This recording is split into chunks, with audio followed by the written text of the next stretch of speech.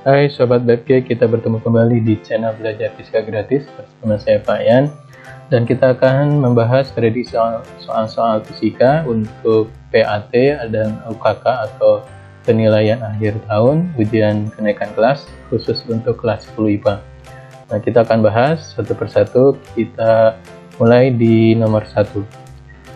Nah, ini seorang anak bermassa 50 kg berada dalam 1 meter di depan sebuah buku bermassa 1 kg. Di sini ada tetapan gravitasi. Besar gaya gravitasi yang bekerja antara buku dan anak. Nah, jadi ini adalah bahasan tentang gaya gravitasi, di mana diketahui di sini ada massa 1, itu adalah massa si anak.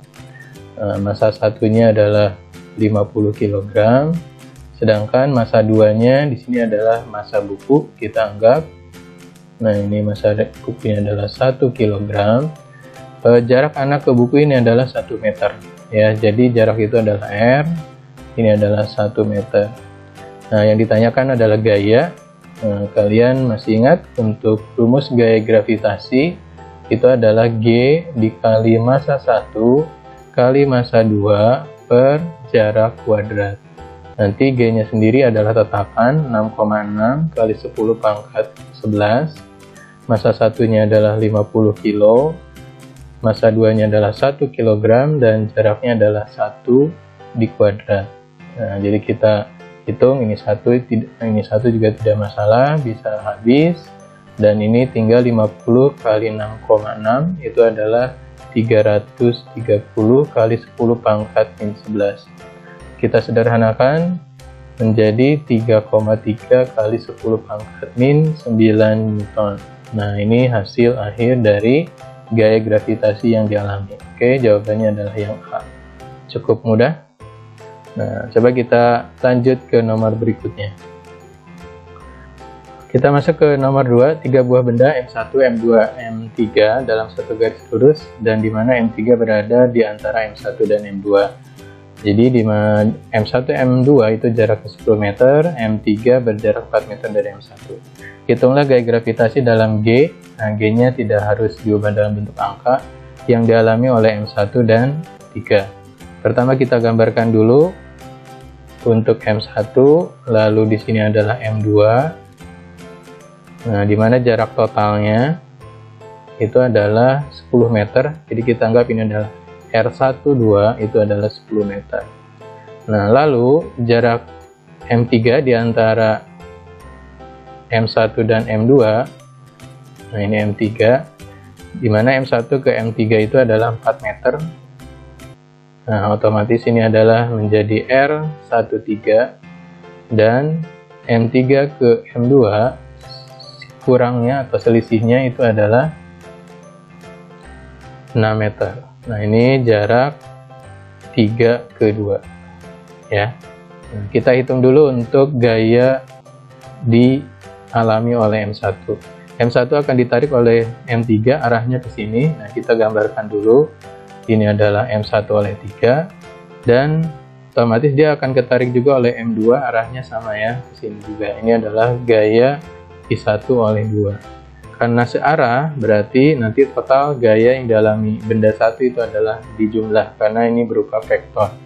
Jadi total gaya di 1 itu adalah gaya 12 ditambah gaya 13. Kita masukkan rumusnya. G berarti ini adalah M1 dan M2 per R12 kuadrat ditambah G ini adalah M1 kali M3 per R13 kuadrat. Jadi G M1 itu adalah 2, M2-nya 8, lalu jaraknya di sini M12 itu adalah 10 ya, jadi 10 di kuadrat, ditambah G M13 ini adalah 2, M3-nya massanya adalah 4, jaraknya sendiri adalah 4 meter, berarti 4 kuadrat. Nah, ini bisa dihitung, berarti 16/100 ditambah G. Nah, ini bisa disederhanakan saja langsung. 2 kali 4 itu 8.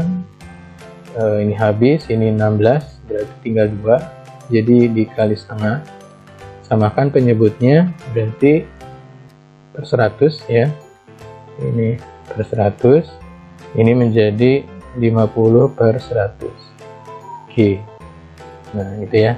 Maka ini bisa dijumlah, dapatlah 66/100 G atau 0,66 G. Inilah gaya yang dialami oleh massa 1. Selanjutnya adalah gaya yang dialami oleh massa 2. Jadi kita gambarkan juga ya. M3 itu tertarik oleh M1 tapi arahnya ke kiri.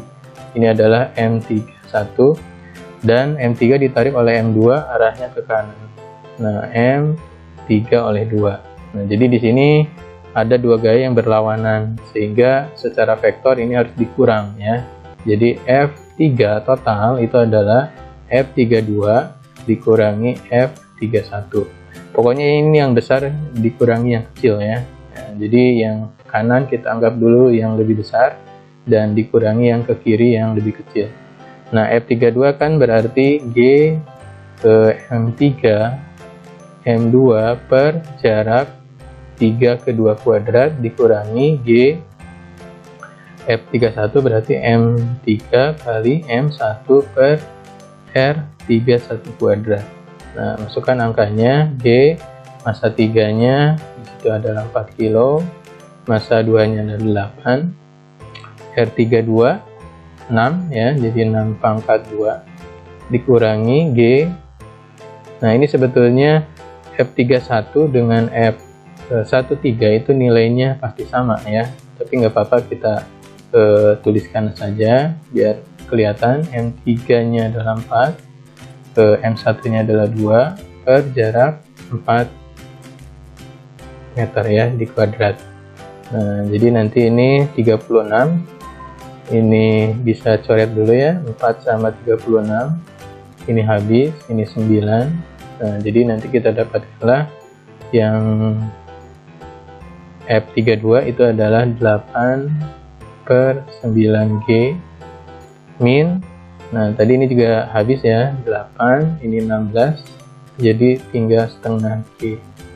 Kalau kita samakan penyebutnya, berarti ini 9 sama 2 itu 18, berarti 2 kali 8, 16, min 9 kali 1, 9 per 18 G. Maka kita dapatkanlah 7/18 G. Nah, inilah gaya yang dialami oleh M3. Untuk nomor 3, pada gambar berikut MA, MB, sama MC membentuk segitiga siku-siku, lalu ada konstanta G, dan kita disuruh mencari berapa gaya yang dialami benda A. Nah, jadi benda A kita gambarkan dulu untuk gayanya oleh B, berarti ini adalah gaya oleh B, dan dia akan ditarik juga oleh C, ini adalah gaya A oleh C. Dia akan membentuk sudut, maka secara vektor ini harus membentuk resultan ya antara dua vektor yang dia akan membentuk sudut. Nah, inilah resultannya, gaya total yang dialami si A.